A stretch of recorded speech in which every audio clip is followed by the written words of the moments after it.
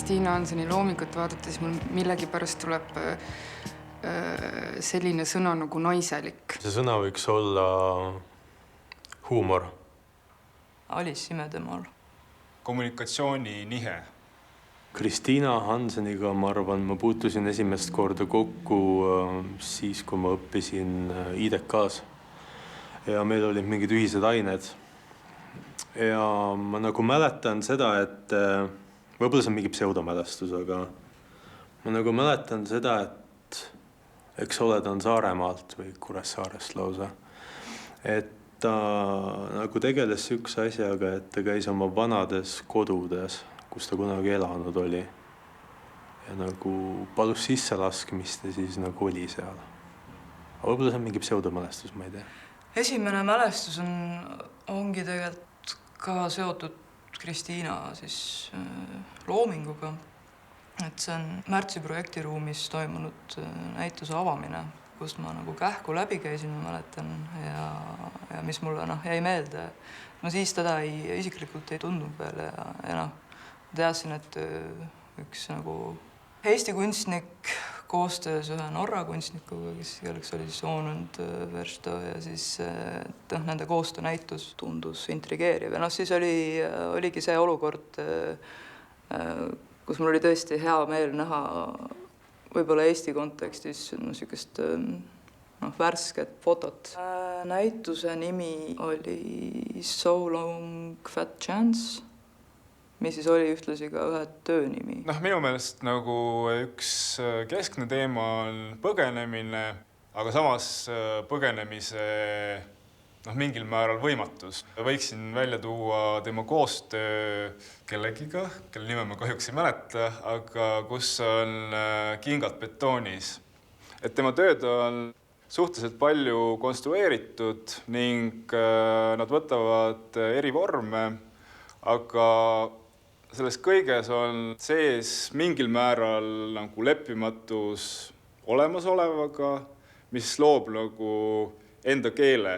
Et ta on põgenemise võimatus, mis väljendub kohati ka absurdsetes olukordades. Märksõnadena, mis ma kohe niimoodi loobiks ette, on selline lavastuslikkus.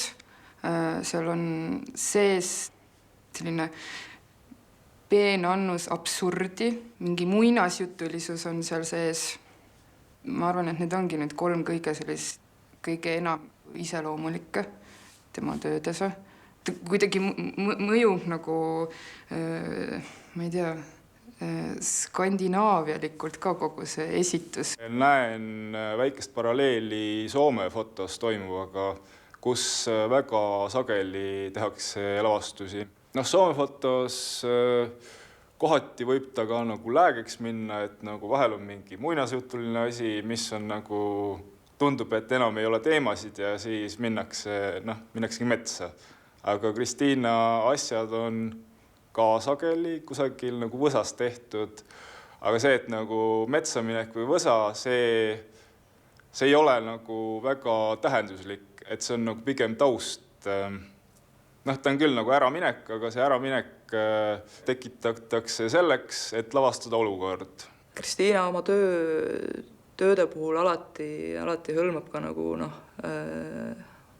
osa sellest ruumist, kus ta seda tööd näitab, aga pigem nagu mingi teatud delikaatse žestina, mitte nagu totaalselt täielikult. Et kõige konkreetsem näide on, ma arvan, sellest Jukuga koos tehtud näitusest Väikemaja perifeerias, mis oli Hobusepea galeriis ja seal siis nagu üks töödest oli siis tükk Hobusepea galeriist, mis siis oli selline koonuse kujuline väljalõige ühest galerii seintest, mis oli eksponeeritud siis nii auguna kui ka selle tükina. Paratamatult mul on lihtsalt kõige rohkem nagu aiu sööbinud see Väikemaja perifeerias, sellepärast et see oli tema loominguga minul nagu esimest korda silmast silma seda näha ja see jäi mulle meelde. See oli minu arust üldse esimest korda minu näituste külastamise kogemuses, kui ma nägin sellist nii tillukest ja nii tillukest, aga väga mõjuvat tööd. See on võrdlemisi selline kontekstikõnekas töö, lähtuvalt sellest, kus me asume, nii-öelda võrdlemisi perifeerises maailmajaos Ida-Euroopas. Ja nüüd, kui selle töö ruumiline paigutus on selline, et ta asub reaalselt mingisuguses nurgas, aga see nurk on nii-öelda kaetud justkui peeglitega, mis ümbritsevad seda nii-öelda majakest või tegelikult seda nagu selle majakese eeldust, sest see majake ei ole täielik, see majake on selline poolik, pooleldi eksisteeriv, mis saab oma täispildi või täieliku enesekuvandi või lausa eksistentsi just läbi reflektsiooni. Ja see reflektsioon tuleb nurgast, asukohast, kus see maja asub. Samas reflekteerimata on selle maja kõige põhilisem punkt ehk nurk, mis jääb täielikult nii-öelda pimedusse. Ja see nii-öelda ongi võib-olla selline ida-euroopalik sümptom, et enesedefineerimine käib läbi reflektsiooni ja läbi võib-olla fassaadi. Kõige värskem mälestus on ka Kristiina viimasest näitusest, siis Draakoni galeriis. See näitus ongi tegelikult ju üks töö. See töö koosneb lihtsalt erinevatest osadest. Ja võib-olla sellepärast see Alice Imedemaal nagu märksõna tuli nagu ka, et tegemist on nagu mingite unenäoliste nagu olukordadega, mis nagu fotol sinu ees muutuvad nagu kuidagi reaalseks või võimalikuks. Trepitöö on kujundina hästi meeldejääv või see võikski kohati ollagi nagu üks interpreteerimisviis, et trepp, mis kuhugi ei vii või trepp, mis ei tööta. Siis ma võib-olla panin esimest korda tähele seda huvitavat vaibakujundit, mis nagu tuleb kogu aeg tagasi Kristiina töödes ja mingit pidi, ei tea, kas tegemist on mingisuguse mingi võluvaibaga on tegemist kindlasti. Tema asjad on kuidagi sedasi hoolitsetult ja teadlikult tehtud, et seal ei ole, nendest ei kuma välja mingisugust rahmeldamist ja ebakindlust, mis minu jaoks on selline asi, mida ma võiks võib-olla siis vahel hea meelega õpiks. Tahaks ise ka osata niimoodi teha, et ei rahmeldaks tuulde oma energiat. Minu arust meil siin Eestis on nagu hästi pikalt on fookuses olnud nagu sotsiaalselt ja poliitiliselt laetud praktikad, ütleme nii, aga värske või positiivne, et mingid aastad tagasi tekkis nagu selle liini kõrvale mingisugune teine liin, mis nagu ilmtingimata otseselt ei räägi mingisugust probleemist, vaid tegeleb mingi üleüldise nagu olemise või iseendaga läbisaamise küsimustega. Kristiina võiks Köhler Prize'i võita, sest et ta esitab võimatuid olukordi nii, et vaatajana olen ma veendunud nende võimalikkuses. Oma keelekasutuse pärast. Ta võiks selle võita siis, kui ta tuleb välja millegi sellisega, mis on umbes sama hea nagu väike maja perifeerias. Tõenäoliselt see annaks lihtsalt enesekindlust nagu kõigile. See võit tõenäoliselt annaks lihtsalt tegutseda samamoodi edasi. See on ju põhimõtteliselt justkui kinnitus sellele, et sa teed õiget asja ja sa saad rahuliku südamega edasi jätkata sellega.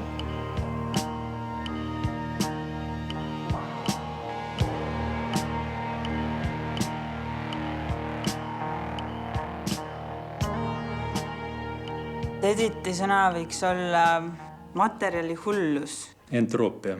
Ilmselt valiks jõuline. tsirkus. Isiklikult ma kokku puutunud ei ole, aga loominguga mäletan ma seda pissivast naist Eka tunnelis, et see oli väga tugev kokkupuude. Editi kui inimesega puutusin ma kokku, ma arvan, niiviisi, et ma ütlesin talle isegi tere mingi kuu aega tagasi EKKM-i baaris. Aga Editi kui kunstnikuga ma arvan, et mu esimene mälestus on vist Temnikova ja Kasela galeriist äkki 2012, kui nad tegid Kris Lemsaluga koos seda koosolemine oli vist selle näituse nimi. Ja pärast, kui ma vaatasin tema töid, nagu varasemaid töid, siis ma sain aru, et tegelikult ma tean seda kunstnikku juba ammu enne, aga ma ei olnud lihtsalt seda nägu ja nime kokku viinud. Mul on tunne, et ta tegeleb väga intensiivse mateerias surfamisega. Ta on nii-öelda materjaliga või võib-olla isegi mitte materjaliga, vaid mateeria kui selline ongi tema materjal ja ta on sellega väga tihedalt, väga isiklikus, füüsilises, kehalises kontaktis. Ja ta teeb midagi ja ta teeb selle materjaliga midagi, aga nagu ta ei loo selliseid kivistunud monumente, vaid kõik see, mida ta teeb, see kuidagi nagu laguneb pidevalt tükkideks ja ta kuidagi salvestab seda lagunemist. Mingi teatav totaalsus on alati nagu ükskõik mis töö puhul on nagu see kuidagi esimene märksõna, mis mulle pähe tuleb. Ega see, et ta lihtsalt töötab kogu aeg. Ma arvan, et seda ongi raske on nagu raske on, ma ei tea, kirjeldada või seletada, millest Editi töö on või et see on nagu, pigem on võib-olla selle kogemine on midagi, mille põhjal siis saab nagu aru. Samuti nagu need tegelased või kujundid või kes tema loomingus nagu korduvad või tagasi tulevad aeg-ajalt või et need on kuidagi alati ära tuntavad või et sa suudad nagu suhestuda või samastuda. Raske on öelda, millest Editi kunst kõneleb. Selles suhtes mulle tundub, et ta on hästi intuitiivne, et ta loob mingeid kaootilisi oma maailmasid ja ma arvan, et ta ise ka vist ei taha seda väga kuidagi nagu rääkida, et millest see kõik on. See on väga selline kogemuspõhine, et see kas kõnetab või ei kõneta sind. Ta tööd on hästi elusad, kohati rohmakad ja ka nagu ebapuhtad.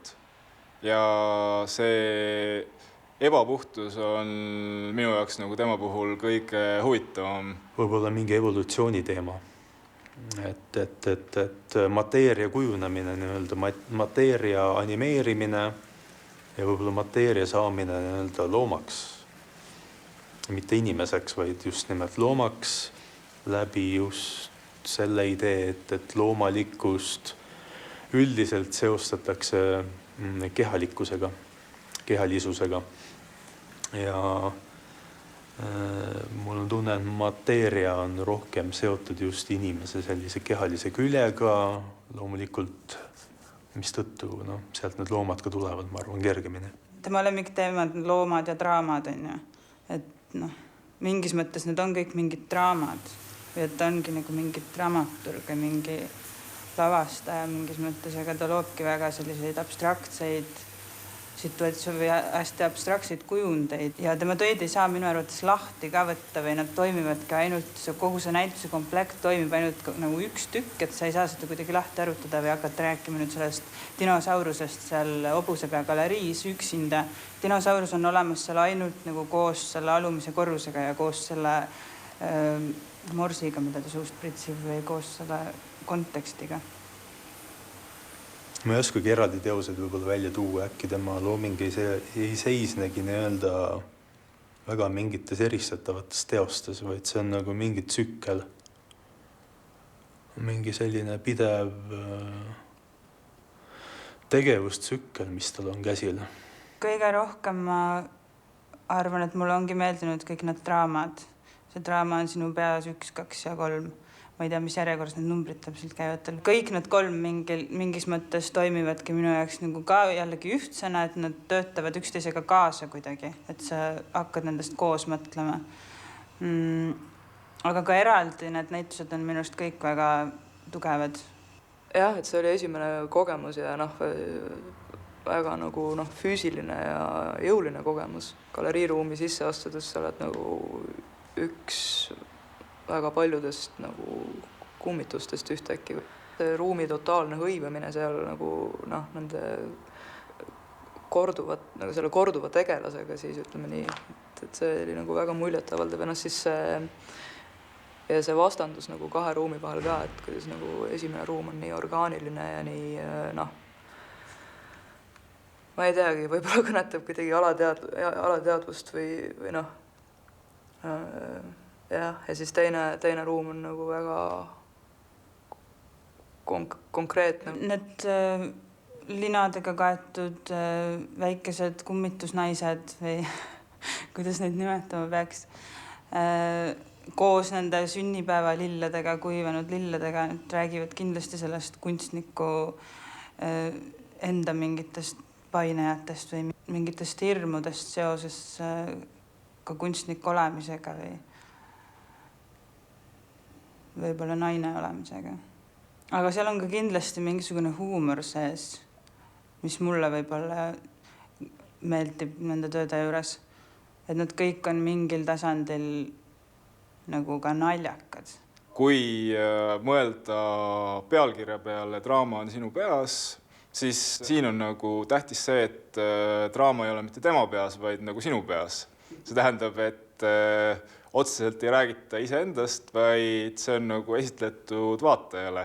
Praegu nüüd selle kõige viimase näituse puhul seal Temnikova Kasela galeriis, jällegi sealt Draamas on sinu peas seeriast, võib-olla minu jaoks kõige otsesemalt on kohal nagu mingisugune otsene surma kujund või element. Et lihtsalt need vastu midagi surnuks lennanud linnud, nende hulk. Ja siis see video ka, kus nagu täpselt ei saa aru, kas tegemist on loomaarstiga või topise mingisuguse tegijaga või et siis see füüsilisus nagu tuleb ka sealt videos kuidagi hästi tugevalt välja ja kandub nagu üle kõigile nendele arvukatele linnulaipadele siis seal galeriiruumis. Ja jälle ja siis nagu siis tuleb jälle sisse nagu see puhas vorm, mis on need massiivsed esmapilgul nagu mingi betoon tahukad siuksed. Editi töödes on või tema attitude'is on juba olemas mingisugune nagu selline julgus, mida ma väga imetlen, et ta julgebki öelda, ma ei tea, kus ta ütles, ma kuulsin, et ta järgmine plaan on teha Tallinna linna ratsaskulptuur või ratsamonument, mida saadab ka ratsavägi, kus hobuste asemel kullast dinosaurused. Et väga lahe. Mina ei julgeks üksid asju välja vist öelda, sest see on jälle mingi asi, mida sa pead nagu, ma läheks natukene krampi sellega, et kuidas ma seda selgitan, aga ta lihtsalt ütleb seda, et mul on siuke plaan nüüd. Edit peaks võitma Köhler Prize'i sellepärast, et ta on tõeline kunstnik. See on see, mida ta teeb. Ja see on imetlusväärne. Oma rohmakuse jõu ja nagu olukordade pärast. Eeskätt ta peaks ise võib-olla Köhler Prize'il mingisuguse oma kindla positsiooni võtma või kujundama või vähemalt seda esitama, koondama midagi kokku. Midagi sellist, mille pinnalt oleks siis võimalik teda tunnustada. Edit peaks selle auhinna võtma sellepärast, et eelmisel aastal võitis Jass ja kuna nad on sõbrad, siis et nende vahel ei tekiks mingeid pingeid. Siis see oleks aus, ma arvan.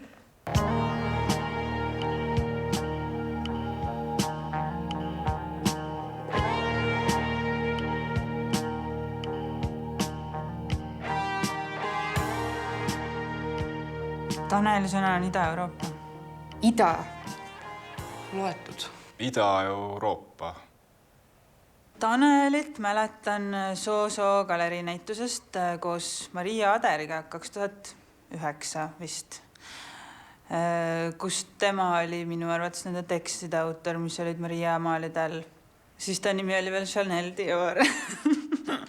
Aga seda, et see on tegelikult Tanel Rander, panin ma alles tükk maad hiljem kokku. Et siis ma nagu ei arvanud midagi. Tanelina ta on mu mälus sellest ajast, kui ma ostsin raamatu Tammeöö, mida ma tegelikult ka algul ei teadnud, et tema on sellega seotud, üldse ma ostsin enda meelest Erki Lugi raamatu. Ja kuna seal on see väike C-täht lihtsalt tema nimi, siis ma algul ei pannud seda üldse tähelegi. Mulje on siis selline, et tegemist on inimesega, kes tegeleb väga mitmel rindel. Kuraator, kirjanik, tundub väga aktiivne missiooniga inimene.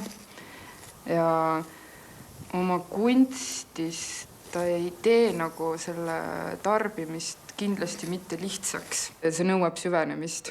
Tanel nagu, niimoodi üldiselt võib öelda, et tegeleb nagu väga suurte teemadega ja kohati eksistentsiaalsete teemadega kindlasti.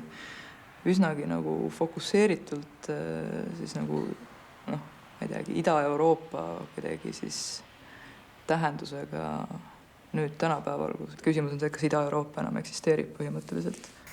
Ja ta teeb seda nagu mingisugusest nagu hästi spetsiifilist või kriitilisest vaatepunktist ja kasutades nagu kõikvõimalikke erinevaid vahendeid.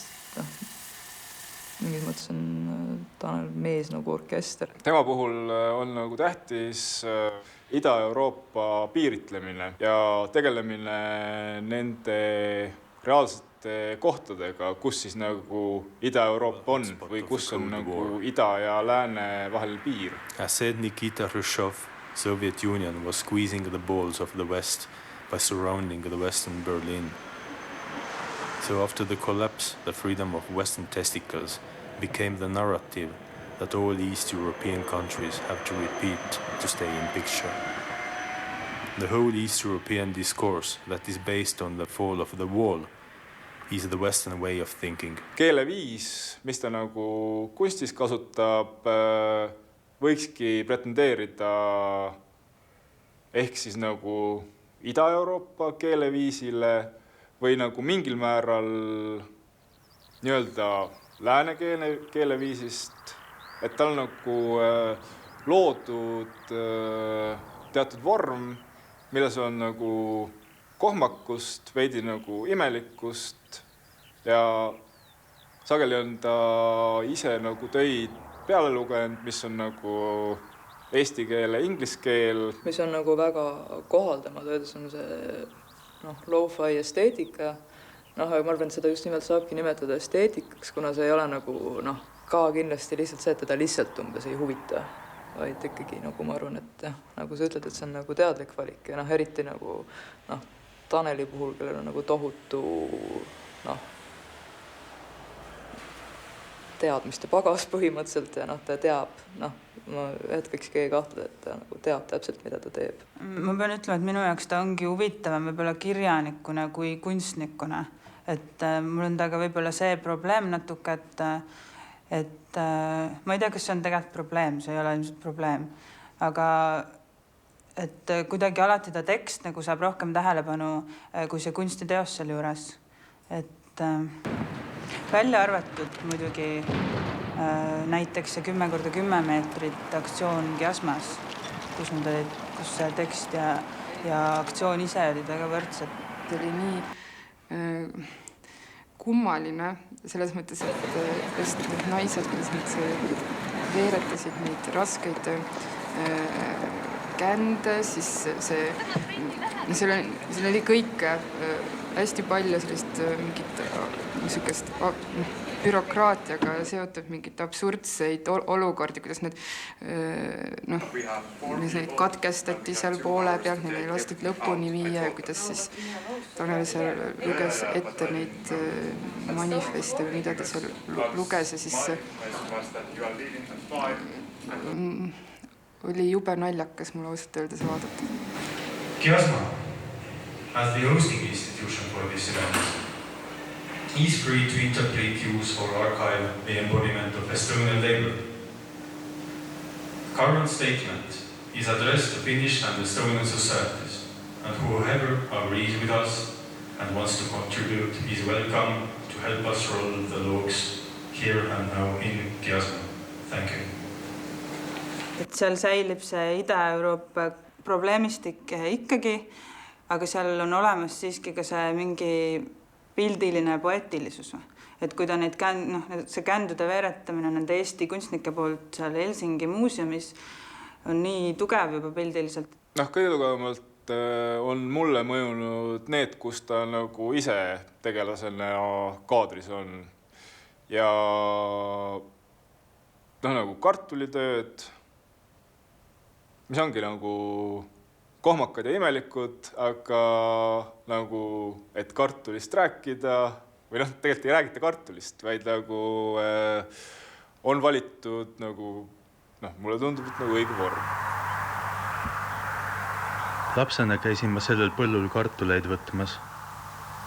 Keegi ei teadnud, et nendes metsades seal põllu taga on tuumapommide ladu. Teati, et on sõjaväeosa. Kui mu vanaema seal vaarikaid korjas, aeti ta minema.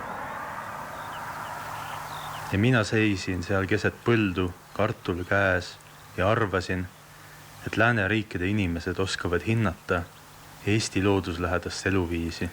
Hästi jääb meelde ka nagu lipuvärvide tööd.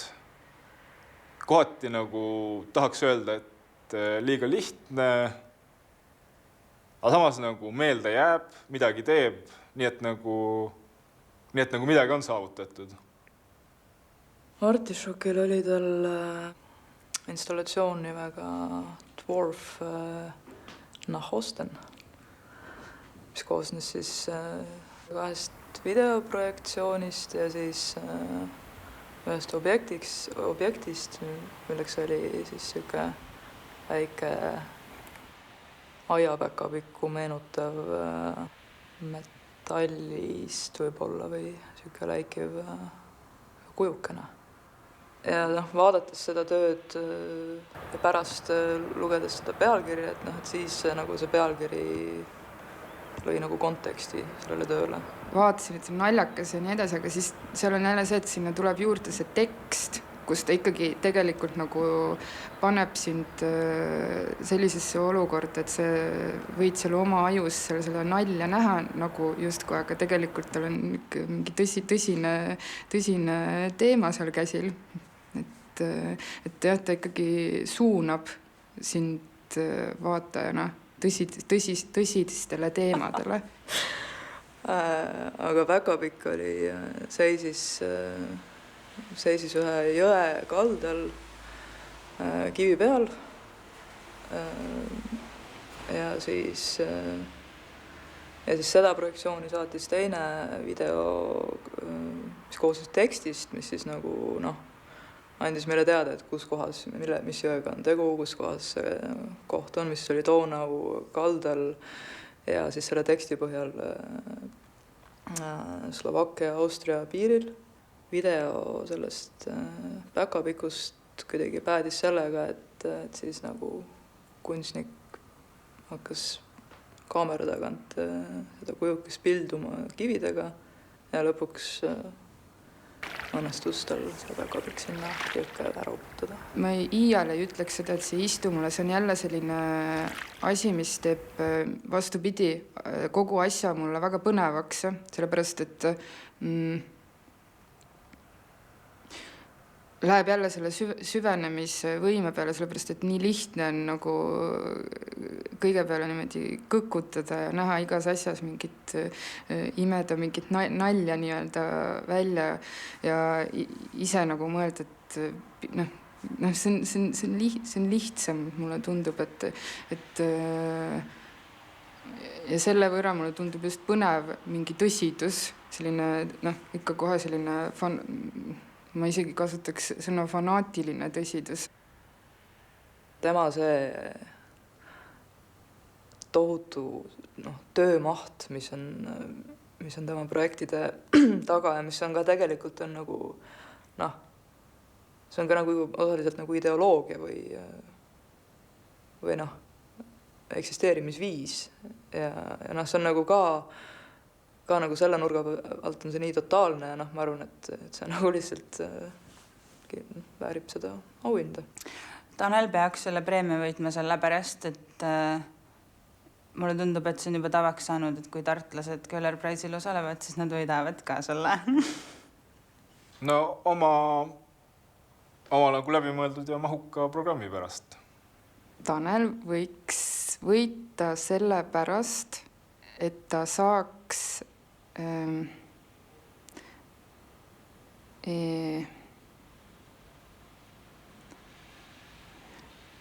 jätkata selle tõestamisega, et maailma on võimalik kunstiga muuta.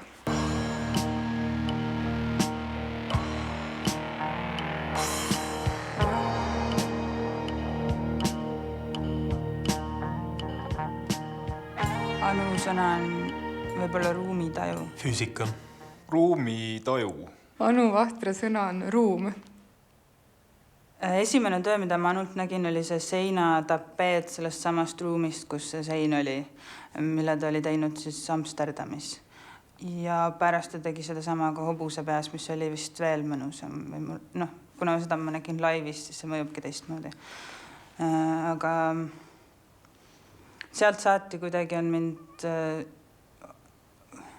alati huvitanud, mida ta teeb või ta on alati ka mingis teemas püsinud, et ta tegeleb kogu aeg selle ruumiga. Ta tegeleb mingis mõttes geomeetriaga, mingis mõttes ta on hästi kohaspetsiifiline alati, aga ta kohaspetsiifika ei ole nagu selles mõttes ta on kohaspetsiifiline ka muus mõõtmes kui ainult selles ruumilises mõõtmes, et ta on ka semiootilises ja ajaloolises ja paljudes muudes mõõtmetes kohaspetsiifiline ja see teeb ta tööd kuidagi ekstra huvitavaks. See ruumi teema minu meelest arenes välja nendest Koopevaaberi töödest. Et seal ongi nagu põhiline küsimus, et kuidas seda nagu ruumi vaadatakse. Et ruumist on pildistatud veidi erineva nurga alt kaader, mis siis nagu trükitakse välja ja samale seinale kleebitakse, kuid nurk on nagu veidi erinev. Et sealt nagu leiaksin mina, et see on nagu see ruumitööde algus. Fotograafiline geomeetria. Et ta on väga tugeva ruumitunnetusega kunstnik, võib-olla isegi mitte tunnetusega, vaid ta töötab ruumiga minu meelest seda justkui mõõtes, sellise füüsiku täpsusega. Ja ta kasutab selliseid võrdlemisi, kohati võrdlemisi selliseid ebatavalisi ruumiomadusi. Meediateoreetiku Friedrich Kittleril on üks mõiste, mis on pinnaefekt ja see on küll nagu mõeldud tehnoloogia kohta ja pinnaefekt on miski, mis tekib siis, kui tehnoloogia nagu täiesti muretult töötab, et siis nagu tehnoloogia justkui muutub olematuks. Aga minu meelest seda saaks ka nagu ruumile üle kanda, et tegemist ei ole siis nagu pinnaefektiga, vaid mingil määral ruumiefektiga. Kui kõik on nii nagu peab või tavaline, siis ruum muutub taustaks, aga sageli Anu töötab just sellega, mis toob antud ruumi aktiivse kohana esile. Võib-olla tema meetodit saaks geomeetria kõrval kirjeldada ka läbi arheoloogia, et ta on justkui nagu ruumiarheoloog ja samas ka ajaarheoloog.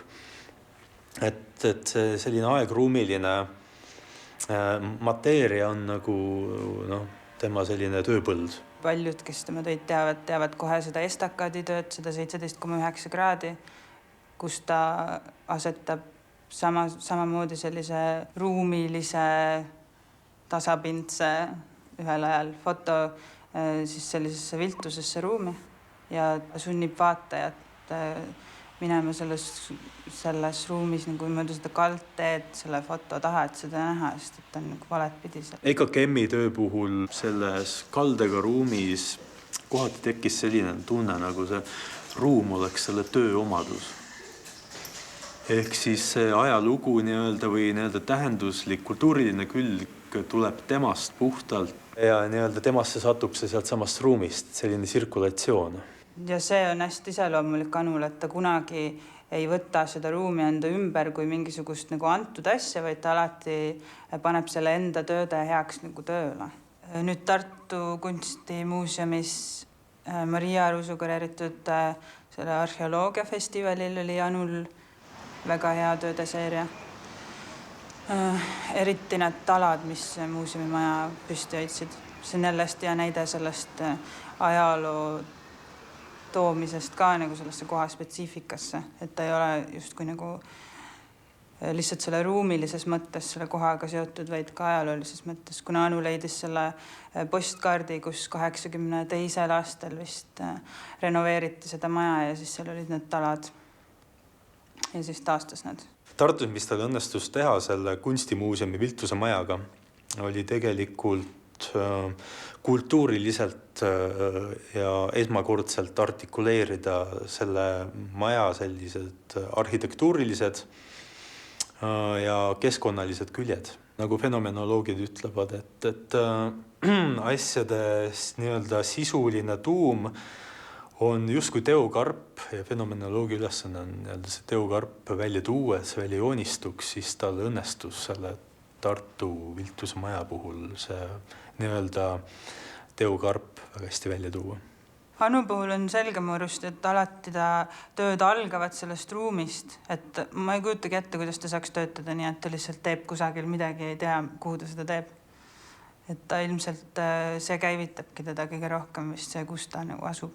Juurdepääses ainult valdaja loal. See oli esimene selline teos, mis ma oma silmaga päriselt olen näinud ka. Ma ei mäleta täpselt, mida ta seal katusel täpselt tahtis teha, aga tal oli vaja sinna katusele saada ja teda ei lastud sinna siis kunstijoone, ühesõnaga tal ei võimaldatud seda ja siis sellest tal sündis teos Juurdepääs ainult valdaja loal, et põhimõtteliselt plakat, kus siis kunstijoone katus on ära lõigatud, et ta töötab nagu üksikuna, kui seinale panna, aga ta mõjub ka sellise ma ütleks, et isegi täiesti skulpturaalse sellise tööna, kui need kõik plakatid olid ühes koos plokkise.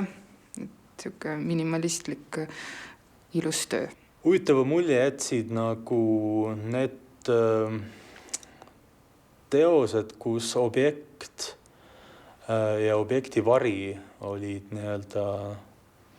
nagu samakaaluliseks muudetud.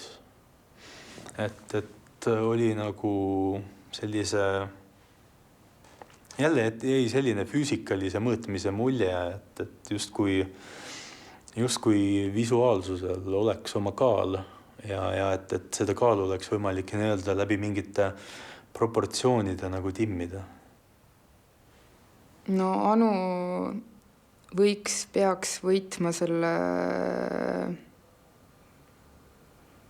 preemia sellepärast, et minu arust on ta hea kunstnik ja sümpaatne inimene. tal on puhastatud ruumide tunne ja selle läbiviimisoskus. Sest tal on selja taga juba selline nii-öelda praksis, et pelgalt selle tõttu juba, ma arvan, tuleks talle see auhind üle anda. Kui äkki juhtub nii, et EKKM pannaksegi kinni ja rohkem Köhler Prize'i ei tulegi, siis vähemalt viimane võitja oleks selline nagu, ikka oleks nagu vääriline.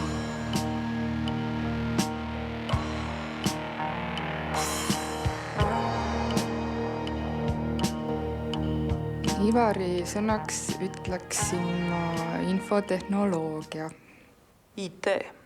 Ivari sõna võib-olla on barrikaad. Berliini tüüp. Kui aus olla, siis ma kuulsin temast esimest korda sel aastal ja mulle rääkis temast Timo Toots. Ja nüüd võib-olla mäletan jälle valesti, aga ta rääkis sellest, et on olemas selline tüüp nagu Ivar Veerme, keda huvitavad andmepangad, näiteks Google'i nii-öelda serverite need hoidlad. Ja siis ta rääkis sellise loo, millest mul tekkis selline kujutluspilt, et Berliinis elav tüüp on hääletanud mingisuguse laeva või helikopteri või lennuki peale, ta on kusagil Kariibi mere saartel mingisugusele Guantanamo-laadse saare peale sattunud, kus on suured nii-öelda kaarhallid, kus on siis nagu Google'i nii-öelda serverid sees. Ja siis ta nii-öelda üritab sellele ligi pääseda, loomulikult kaamera on pidevalt käes ja siis nii-öelda kõik jääb siis linti, kuidas siis valvurid tulevad ja ajavad teda kuskilt sealt aia tagant minema. Et mida ma temast tean ja esimest korda nii-öelda kuulsin, on kuuluv jutt. Üks asi, mida ma mäletan, on see, kui ta tegi Kareliga koos seda Don't Be Evil projekti, kus üks osa oli sellest see, et nad sõitsid mööda linna ringi ja siis pildistasid just nagu seda Google Street View'd, et 3 erinevas suunas vist. Ja mina olin siis üks nendest pildistajatest ka kaasas seal taga istmel. Ja siis Karel ütles nüüd ja siis kõik pidid pildistama. Aga Ivarit ei olnud siis. Ma ei tea, kus ta oli. Praktikat võib nii-öelda tutvustada ühe sõnaga, milleks on sotsioloogia. Selles on üksjagu uurimuslikkust, osalust, aga selles on ka nagu üksjagu nii-öelda neutraalsust. Ja selline sotsioloogiline, võrdlemisi neutraalne, aimatavalt kriitiline positsioon. Tema töödes kumab selline, ma kasutaks sõna nohiklikkus, aga see ei ole halvas mõttes, see on heas mõttes selline, ongi siuke,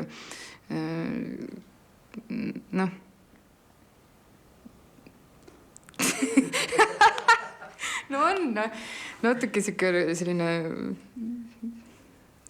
uurib ja õpib ja mõtleb ja teeb. Minu meelest ta tegeleb sellise tänuväärse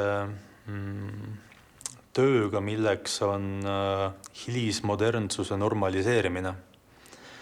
Ehk siis pooleldi digitaliseerunud maailma selliste füüsiliste, kehaliste tagajärgede väljatoomine.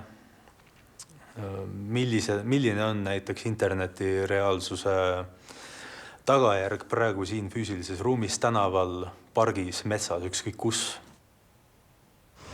Vasak ja parem klõps, vedamine, suurendamine ja vähendamine on täielikult tõlgitud silmaliikumisteks. Kujuta ette, et saad telerit vaadata alati, kui soovid.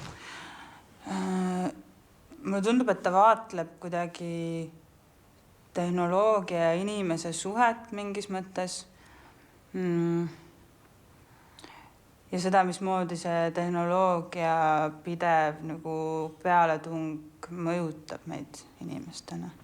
Mida mina nägin või millest ma teadlik olin, oli see Karel Koplimetsaga koostöös tehtud Don't Be Evil, äkki oli see nimi, mis oli see videoinstallatsioon, mis siis nagu kopeeris siis seda Google Street View keskkonda, mille siis kunstnikud olid siis teinud nagu enda omaks läbi selle žesti, et nad olid võtnud ära kõik nii-öelda visuaalse müra ehk siis reklaamid. Ja mis natuke oligi, et see oli nagu väga efektne või nagu meelelahutuslik töö.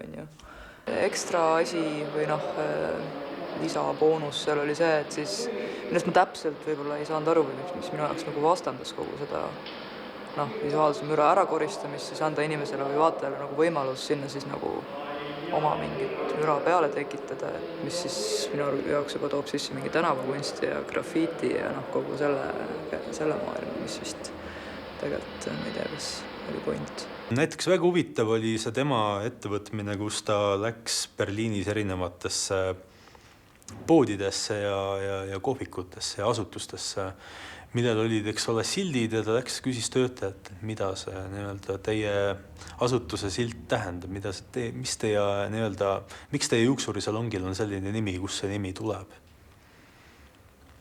Et kõik see, mida räägitakse anonüümsest suurlinnast, eks ole, kuidas see täpselt toimib, milliste teadmiste kaudu me võime üldse öelda, miski on anonüümne, millal anonüümne muutub lähedaseks või arusaadavaks. Et see oli üks aspekt. Kas bedeutet doch etwas, das ist so... Ja, das ist Blumenname. Blumen. Gelincik Blumen. Çiçek adı. Türk işe Blumenname eigentlich. Und welche Blume ist das? Das ist Gelincik. Teine aspekt on selliste protesteerijate, kelle suurlinnas palju on läänes, et selliste protesteerijate üle mõtisklemine, et kes need tüübid on, miks nad sellised välja näevad täpselt. Just see fakt, et väga tihti nad näevad ühesugused välja, nagu tal oli, eks ole, üks fotoseeria nendest anonüümsetest protestijatest, nii skinheadide või fašistide ja antifašistide poolel. Ja siis ma mäletan ühte videot, kus toimus selline vist 1. mai puhul protest, antifašistlik, et selle järgimine, selline füüsiline kõrvalseisev järgimine.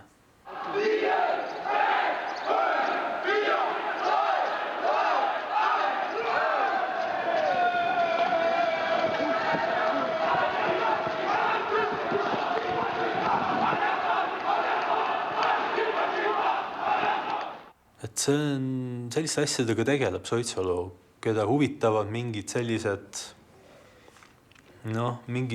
üldinimlikud omadused ja kes ise ei esinda konkreetset mingit poliitilist agendat. Siis tal oli see, kus ta mingitel tänava reklaam mingitel plakatitel või plakati alustel tegi seda nutiliigutust, et ta tõmbas just, kui tahtis käivitada mingeid reklaame. Tekkis see moment, nagu räägitakse, et kajakad, kui nende pesa kõrvale panna kunstmuna, siis kui see kunstmuna on uhkem ja ilusam kui päris muna, siis nad istuvad selle kunstmuna peale. Või siis putukate ja teiste olendite selline tõmme helendavate ekraanide vastu, mis võib-olla evolutsiooniliselt hakkab tulevasi inimpõlvesid ka kuidagi mõjutama see puutetundlike ekraanide käperdamise instinkt, et kuidas ta seda välja elas mingites kohtades, et see oli omaette koreograafia. Ma ei tea, millegipärast mul tuleb üks suur server kohe silme ette, kui ta loomingust rääkida, aga kui niimoodi minna kohe mingisuguse tuua välja mingit teost, siis meelde jäi selline teos nagu Mountain of Liberty. Ja miks ta jäi, oligi sellepärast, et kogu nende teoste sellise rodu sees oli see jälle üks väga kummaline teistmoodi visuaalsusega töö. Natuke humoorikalt mõjus see asi, et mulle jäi meelde sellepärast see. See video on siis erinevatest rahvariidevöödest või mingi rahvuslike mustritega triibudest kokku tehtud siis, et mäed või muhud või künkad, mis siis niimoodi veidralt võnguvad. Need on pandud siis erinevatele väljakutele üle maailma sinna võbelema ja võnkuma ja siis näevad suhteliselt koledad välja ja teevad imelikke liigutusi. No, liiguvad imelikud, mega imelik asi. Tema viimane näitus Eestis minu teada Linnagaleriis Saint-Cheslani pilved oli niiviisi, et sinna tuli ruumi sisenedes, sisenesid justkui mingisse küberreaalsusesse või mida saatis ka mingi küberreaalsuse heli, mida ta oli kusagilt seal, tegelikult seda tehnilisse detailideni ei taha laskuda, sest ma ei tea, kuidas ta seda tegi. Aga väljas oli siis justkui nagu äikspilved või mida sa nägid tänaval, oli see, et galeriis müristab ja lööb välku. Ivar vist on ise ka öelnud seda, et ta on nagu vaatleja või. Et mingis mõttes tuleb see nagu kenasti sellest Linnagalerii näitusest välja. Tuleb välja just videoteoste puhul, kus ta lihtsalt nagu kuskilt, mitte kaugusest, aga ta nagu vaatab lihtsalt neid tohutuid massiive, mis siis nagu majutavad siis neid servereid, on ju. Et sellest võib-olla piisaski äkki tol hetkel või. Ja siis selle tagumise ruumi siis ta nagu teeb siis nagu mingiks ruumikogemuseks, mis siis tema sõnade järgi siis viitab, eks ole, sellele toorele internetikeskkonnale või. Ja ma pean ütlema, et dokumentatsiooni pealt vaadatuna on see ruum nagu, on see kogemus võib-olla efektsem, aga lihtsalt olles seal ruumi sees, võib-olla liiga palju tajusin seda, kuidas see tehtud on, aga foto pealt on see nagu müstilisem. Mulle tundub, et ta tahab, et inimesed vastutaks oma tegude eest ja siis mul natuke nagu tekkis tunne, et ma ei vastuta oma tegude eest. Võib-olla see, et kui ma ikka teen midagi, siis ma pean selle eest vastutama. Et selline huvitav mulje jäi. Teda tõesti ei huvita representatsioon, teda ei huvita selle pildi kvaliteedi hillitsemine. Ta et kui ta, eks ole, asub mingisuguse probleemi juurde, siis ta ei mana seal mingit nii-öelda gratsilist surevat luike. Seda ma olen kõige rohkem Ivari seda viimast küsimust oodanud, sest mul on väga hea vastus. Ivar võiks võita Köhler Prize'i sellepärast, et siis ta saaks minna Silicon Valley'sse otse tuuma sisse. Ta alati on tore, kui keegi sama taustaga inimene mingit auhindu võidab. Et ta võtaks ja läheks edasi. Mida ühe žestiga tahetakse kommunikeerida ühiskonnale, mida väärtustatakse? Ma arvan, et Ivar on üks neist tegelikult Eesti kontekstis vähestest inimestest, kes on asunud digitaalsuse ja sõltuvusprobleemi kallale.